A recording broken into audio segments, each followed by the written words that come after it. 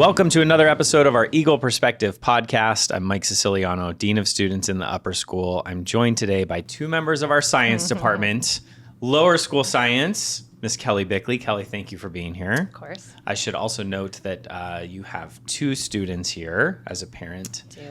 Your husband, I think he used to work here. I don't know. We try to forget. Right? They pushed him out. I'm kidding. Chad Bickley, who's been on the podcast before. Actually, I think you're the first husband-wife combo to be on the podcast at separate times. It's big. So, yeah. It's a big deal. So, thank you for being here. And Mr. Grantham Jones, Middle School Science. Welcome to the podcast. Thank you. We're going to talk today about science, and we're excited about that. Before we get too much into science, I'd actually love to hear from each of you, just for our listeners, a little bit about how you came to Santa Fe, maybe why you became a teacher, and kind of your journey up to getting here. So, Kelly, let's start with you. Sure. Growing up, I've always loved working with kids. I worked with kids, my mom at church, and I think it was my lower school teachers that had the biggest impact on me. They made it fun. They made it creative. Are you taking a shot at the upper school right now? A little bit. I It's feel not like as that fun. was sort of like Lower school's a lot more fun. Okay, it is We happy can land. color, right? Like if anyone's having a bad day, they should go down to the lower school for about 20 minutes. And they're good. And it's just, this is magic. It's a pill of happiness. So I get it. Yeah. And I've always loved science. My dad was a doctor, and I kind of wanted to go in that field of medicine. I took chemistry in high school, and I was like, maybe not there. Yeah. But something with kids. And so that brought me into teaching in college. I got my teaching credential, started teaching right away, kindergarten. I did a fourth grade. And I took a break when my kids were born, Drew and Paige. And then when Drew started kindergarten here, I started long-term subbing. And then Paige was in kindergarten, and I took over the science lab. So I've been here, I think this is my 10th year. Wow. Okay. And I love it. It's like, it's amazing. Yeah. Well, you do. It's a hard place to leave. You do an incredible job. Thank you. All I know, I mean, my kid is in second grade, as our listeners know, because I talk about her way too much, and she loves everything about it. But for whatever reason, your class is the one that she's always like, you need to talk to Miss Bickley. Have her send the picture of the thing that we did. You know, and I usually do. I'll take a picture of Violet. You're very and then responsive. It gets sent. Actually, you Yes. send them to me that night. I do. Not that I'm everyone gonna should start be doing charging, that. but Well, I mean, I probably do owe you a little bit. You also have great kids here. You know this, although your daughter, she lost that powder puff game last year to the and teacher she team. hasn't lived it down. Well, I do remind her of it. She's so competitive. Yeah. Well, I know because it's like pretty much once a week I poke at her a little bit of like, hey, what have you thought more about how are you going to lose again this year? She's working on strategy already. I know. I have like only a couple months left of this dialogue. I'm going to soak in every last bit of it. Yep. So awesome. Funny. So shifting to you, Grantham, Yeah. the middle school, which, it takes a certain type of person, I think, to be in the middle school. Everybody says that, but Yeah. like I can't. Like I feel like if I had a bunch of lower schoolers, like they're so cute and so fun, but it just seems that's equally as crazy. So I think That's true. it's just everybody's fit for their own thing. That is Yeah. absolutely true. But it's sort of like when you're the genius and everybody tells you you're a genius, you're like, I don't know any different. That's what I feel like for our middle school folks. So you and you do a number of things here, but share a little bit about your background and how you ended up at Santa Fe. Yeah. So out of college, I started working at San Diego State. I was working for their football team, doing like marketing, business ops, that sort of stuff. I liked it, but definitely wasn't like I didn't feel like I was being fed in the way that I eventually figured out what it'd be like being a teacher. I started actually volunteer coaching with the rugby team here. Had a couple conversations with John Wallace, our head football coach. He was like, you should come coach football. So I ended up leaving that job at San Diego State to do a long-term sub, similar to Kelly. And after long-term subbing for about a year, I took the science job because my background, I got my degree in psychology with an emphasis in neurobiology. I did like neurobiology research team when I was in college. I was zoo specific. So really I'm fascinated by the brain, human physiology and anatomy. But I think that kind of segues well into kind of intro to biology, which is why I took over in 7th grade with life science. And then this is, I think, year 5 of football. So it must be year 4 of life. I know. Yeah. Really fast. Yeah. But I love every second of it. Like everyone always is like, people have two responses when you tell them you teach middle school. It's one, it's like, oh, God bless you, or Like two, me. That was mine. right, yeah. Yeah. Or the second thing is like, oh wow, I don't know that I could ever do that. And I think that they both mean the same thing, which is like you remember yourself in middle school and you're like, oh, I don't know if I'd want to go back to that. But like, That's true. for me, like I think about these kids are so stinking honest, and they're like nobody peaked in middle school, so it's just like everyone's awkward, and we get to be part of that together. And I just like love I love that phase of life for them because they're so inquisitive. They'll tell you exactly like it is. There's no jadedness, and I think like they've got no outside cynicism yet, and they just seem really like they're ready. Then they're just like ripe to learn, which why I just like love that age group. So it's been amazing. Well, we are lucky to have you. I know the kids love you. You've become one of those personalities that it's just like, you walk around campus with a squad. It just wants more Mr. Jones time. So Appreciate that. So we're thrilled to have you here. I want to get to science and to faith, but before that, we have this thing with the mugs. I don't know if you they asked you to bring a mug. We've been in line. So just the history of the mugs. I do want to clarify for the audience a little bit. So this mug was just like when we started this, it was this little thing. We were going to do one podcast, and they gave me this one, and then it became a thing. And so now, like, people call me Top Gun. I'm just like, I'm not the Top Gun. That's not a reflection of me, but it's a thing now. But that said, we asked you to bring some mugs. So why don't you share about which one you brought? Well, I brought one that says Happy Father's Day 2008. Okay. Yeah. Pictures of my kids when they were cute and innocent and adorable. Uh-huh. They still are. Well, no, they are. You're great. But all the pictures of them, I just love seeing all their cute faces. They didn't make a Mother's Day one. They didn't. This was a big deal. Back then it was like, Shutterfly, you do all the pictures of everything, the calendars, the cups. So this went to father-in-law, Chad, like it went to everybody. Okay. Unbelievable that Chad would take a mug for himself and not arrange one for you. I just want I didn't to call get any. that out. I didn't get anything in return. No Since Mother's Day he's 2009. not here to defend himself, I want to make sure that he knows I am publicly calling him out on that. Oh man. So I'll hear about that one. Also, the Packers aren't doing well this year. I'm going to throw all my It's been a That's struggle. true. It's been a struggle at the been rough. house. Yes. Yeah. How about for you? Okay, so I'm not from Texas. I've only been there like twice, but the story behind the mug is it was the weekend before I was going to propose to my wife, and I was supposed to fly back to like kind of get some things arranged and meet another guy at the airport in San Diego. I was flying back from the Panhandle in Florida, connected in Dallas. The flight back got canceled. And then I kept going to American Airlines being like, can I get the next flight? Can I get the next flight? There was like a freak storm that came in. Did you drop the like, I'm trying to propose to somebody? I actually did. There's a rom-com moment that we could create right here. So on top of that, I had a book with all these photos and movie tickets and concert tickets that I was making for when I was going to propose, and I was doing it in the airport. So just to add to the rom-com-ness.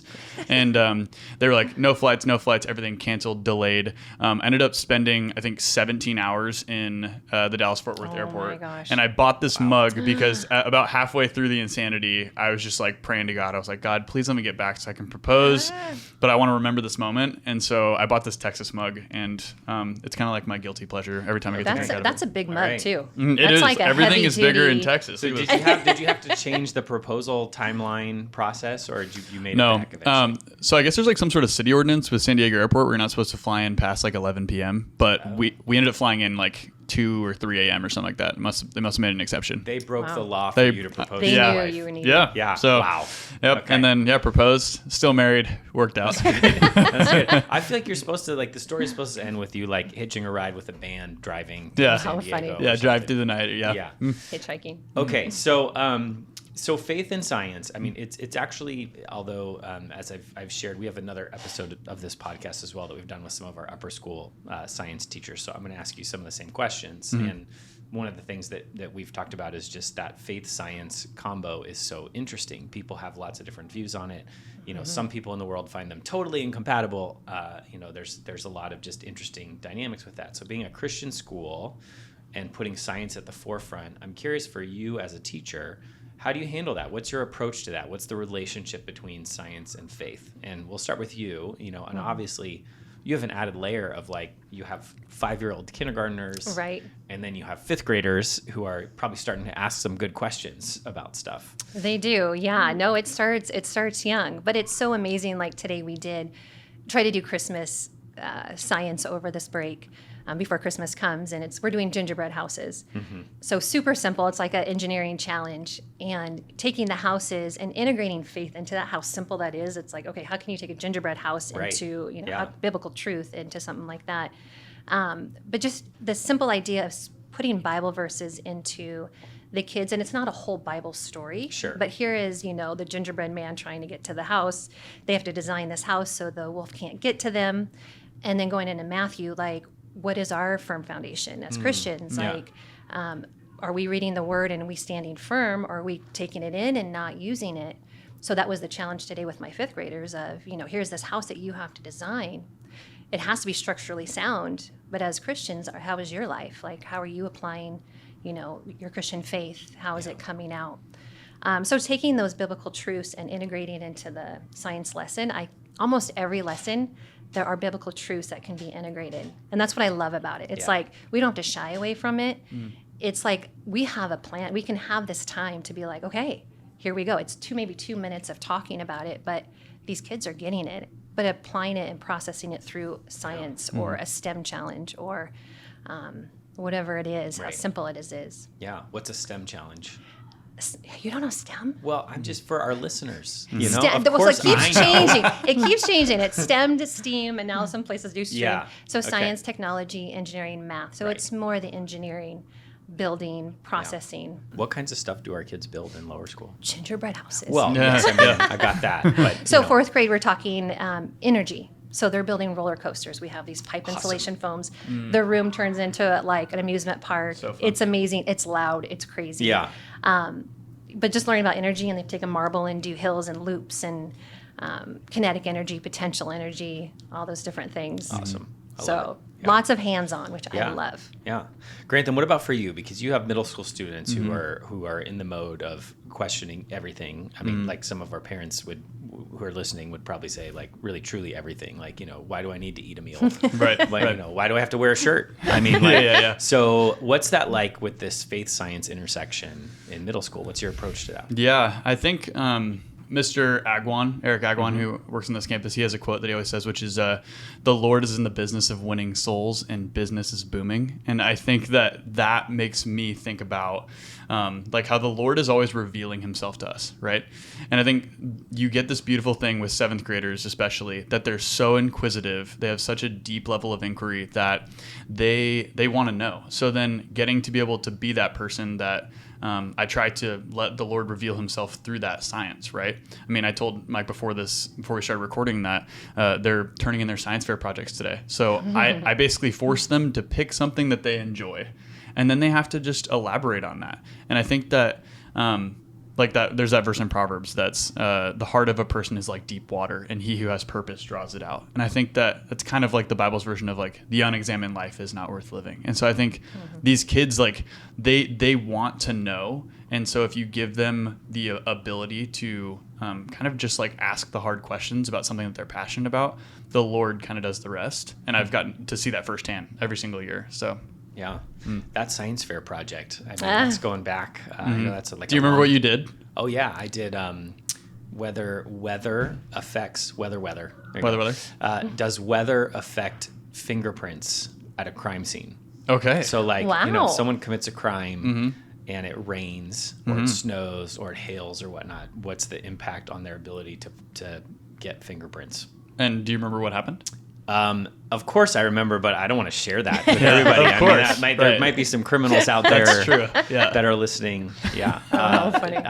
Yeah, it does on some weather, but frankly, I can't remember. Yeah, that's okay. So, Yeah. but anyway, State Science Fair, 1995. It's big Debbie time. Cully Oh, wow, was you my made it to teacher. state. So I did. That's Yeah, impressive. I did. Well, yeah. I mean, I don't know. Out of 2 Does students. that go on your resume? Honestly, it's funny because I said this to the other teachers. Science was not my thing. I really struggled with science. So, I don't know what that project was like. Maybe my one shining science moment. It was all downhill from there Oh, no. after 7th grade. So, from a skill set standpoint, what is it? I mean, let's build from K to 12. So let's start with a kindergartner who's in your science class, right? Who's going to spend 6 years with you. what are you hoping before they get to Grantham and our middle school team? What are you hoping that they've gained and learned, and that you would look back on and say, yeah, they've gotten what we've hoped for out of this program? I think a sense of like, especially as Christians, we are to love God and love our neighbors, but to take something as simple as science and being stewards of that and learning how all these different, terminologies or processes or whatever they're learning, those building blocks, after they get out of elementary or school, how can they use what they've learned in the program up through high school and apply it into their lives? Like, how can we love others through science? Maybe it's through 3D printing robotic arms, or but learning those building blocks of, like, we love to do the 4 C's in lower school: creative, critical thinking, communication, creativity, collaboration, and those are huge in the science lab in the lower school. So that's what I love about like doing a STEM project.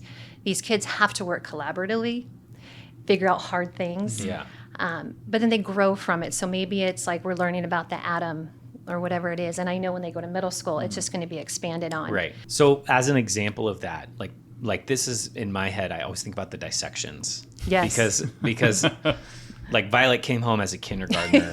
And the pickle. Right? They dissect the pickle. Yes. Right? But she knew, like, every year I'm going to dissect something, and they build on each other, right? So maybe talk a little bit about that.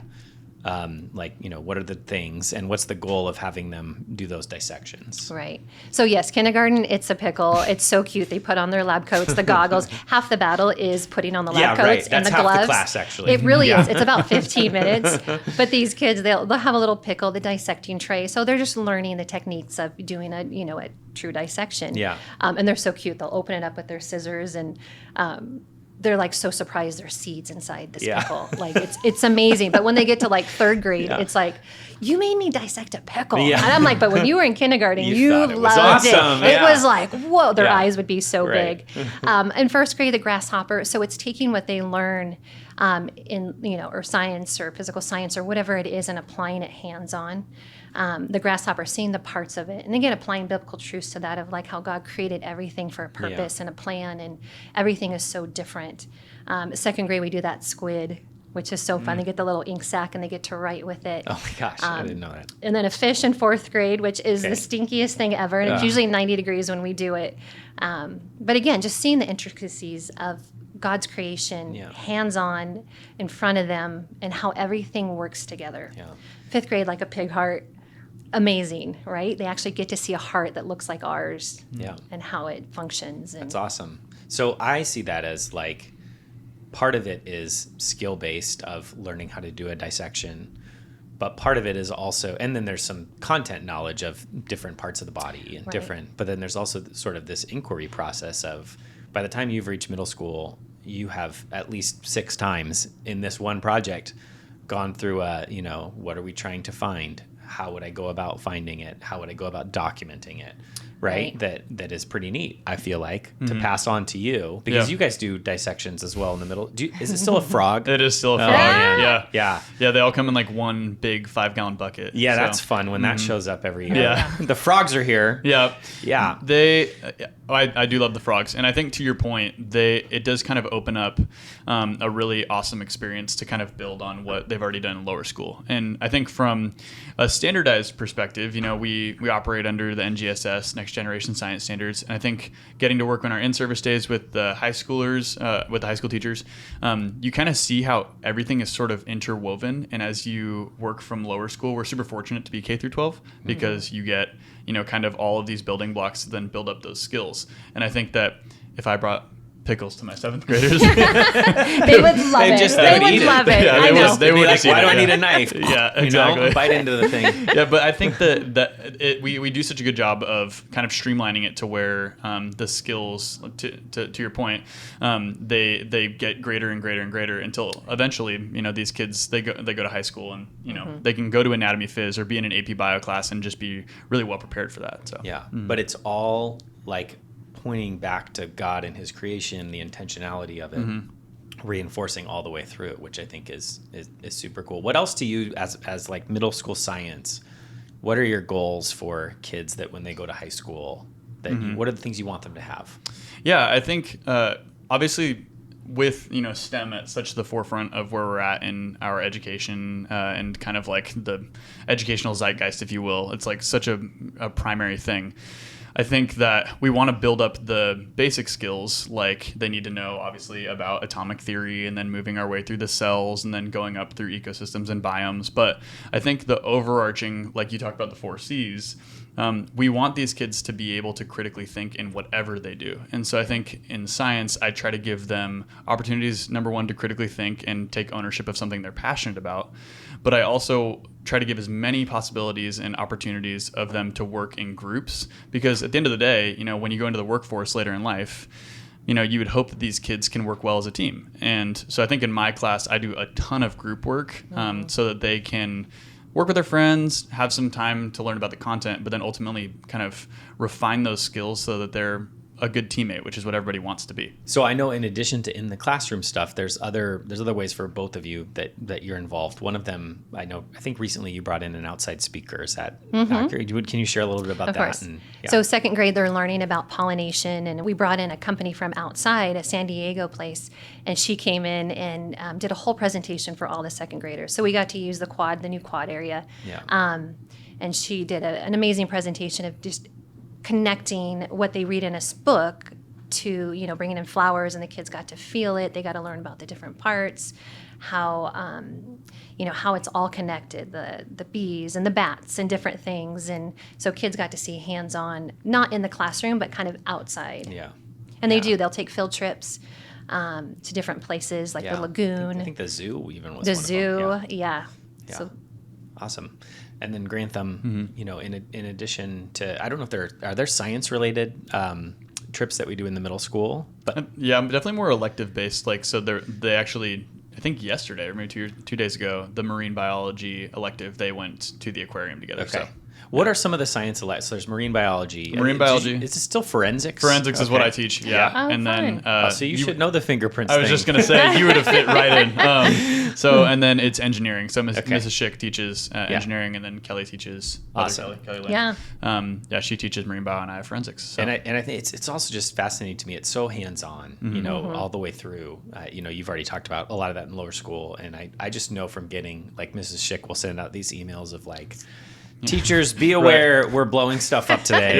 There might be some loud booms, So what kinds of things like that, besides dissecting the frog, in the middle school program are there?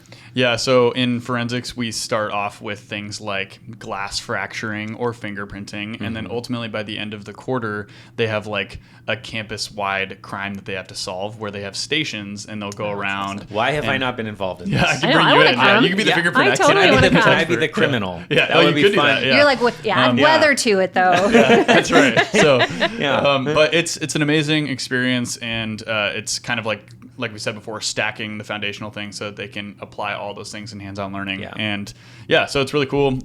We even do a fire forensics one where they see how different fabrics will burn, and we do like chromatography tests with different inks and things like that. So they get to put all that stuff together. It's called Who Stole the Gold. That's the name of the final lab. That's solid. And then, of course, outside of science, too, I should note, you lead worship at chapel. I know you've been on a number of retreats. Why is it important that kids see you doing those things and not just being a teacher in your classroom? Yeah, I think that one of my favorite quotes is Frederick Buechner. He says, "The place that God calls you to is a place where the world's deep hunger and your deep gladness meet." And I think that like the world is deeply, deeply hungry for mentorship and for adults leading kids in a Christ-like manner. And I think every teacher that teaches here that I've gotten to know, they are deeply glad when they get to see that potential realized.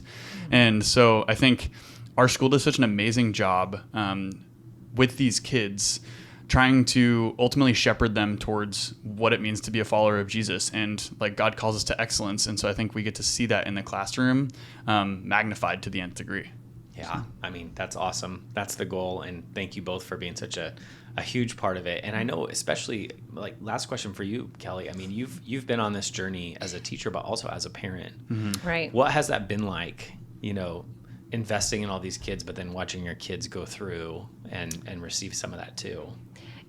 It's been amazing. So when we have like groups that come and look at our school, I just want to like burst with pride. I really do. And I'm like, I've had kids from preschool. Both my kids, Drew and Paige, have been preschool, and then Drew will graduate this year. Yeah.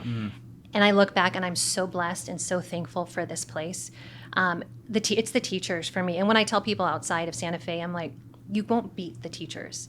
It's not so much the curriculum. The curriculum is amazing, but it's the love these teachers have for my kids. And hearing, I'll get a text or something, Drew, it was so fun to talk to Drew today or whatever. It's the investment that has been placed on these kids to become Christians. I mean, not to become Christians, but to become Christ-like and to live out their life through education, through whatever they're learning, to become these citizens that will go on to glorify God and find their passion and find their purpose. I couldn't be more thankful that my kids are getting that from you. So thank you so much for that. They'll get you one day. Hopefully. Yeah, we'll see if they have that same response. But so, thank you both for being here. You're both such a huge part of this place, and whether it's been for a longer time, I was going to say for a shorter time, but it's been 5 years now. So I remember when you started. Yeah. I remember going to Tucson with Drew and breaking my ankles on the basketball court. But yeah. Oh my gosh. But we're so thankful for the impact you both make here in science and elsewhere. And thanks for being on the podcast. So make sure Chad hears all the shots I took at him. Oh, he will. Okay. You'll be getting texts. Thank you guys, and thank you for listening or watching. If this is your first time checking us out, we have other episodes of our Eagle Perspective podcast. You can find us on YouTube, Spotify, Apple Podcasts, or elsewhere podcasts are found. We look forward to being back with you again soon.